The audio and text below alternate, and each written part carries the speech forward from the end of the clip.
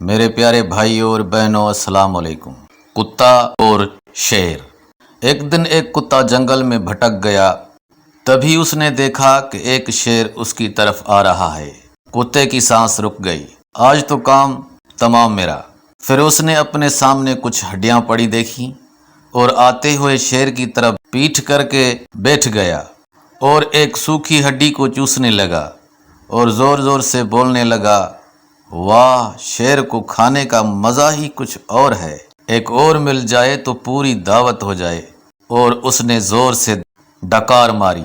اس بار شیر سوچ میں پڑ گیا۔ اس نے سوچا، یہ کتا تو شیر کا شکار کرتا ہے، جان بچا کر بھاگنے میں ہی بھلائی ہے۔ اور شیر وہاں سے جان بچا کر بھاگ گیا۔ درخت پر بیٹھا ایک بندر یہ سب تماشا دیکھ رہا تھا۔ اس نے سوچا، یہ اچھا موقع ہے، شیر کو پوری کہانی بتا دیتا ہوں۔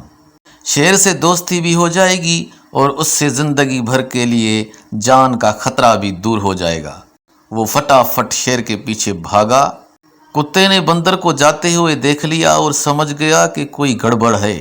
ادھر بندر نے شیر کو پوری کہانی بتا دیا کہ کس طرح کتے نے اسے بے وقوف بنایا ہے۔ شیر زور سے دھاڑا، چل میرے ساتھ، ابھی اس کا قلعہ کما کرتا ہوں۔ اور بندر کو اپنی پیٹھ پر بیٹھا کر شیر کتے کی طرف چل پڑا۔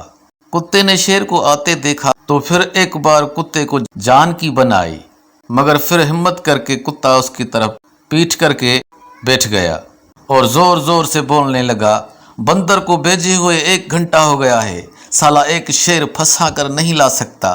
یہ سنتے ہی شیر نے بندر کو پٹک دیا اور واپس پیچھے بھاگا۔ معزز ناظرین، یہ تو تھا ایک مذاق۔ اب اصل بات کی طرف آتے ہیں۔ مشکل وقت میں اپنے اعتماد پر قابو رکھیں، گھبرائیں نہیں۔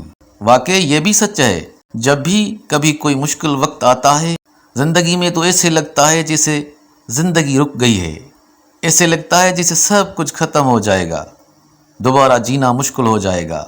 معزز ناظرین، انسان کی زبان، اخلاق اور مہذب رویہ ہمیشہ بلند ہونا چاہیے، نہیں تو مشکل وقت میں اپنے پرائے سب آپ کی مدد کرنا چاہتے ہیں، مگر آپ کی منفی سوچ، تخریبی غیر اخلاقی رویہ ان کو آپ سے دور رہنے پر مجبور کر دیتے ہیں۔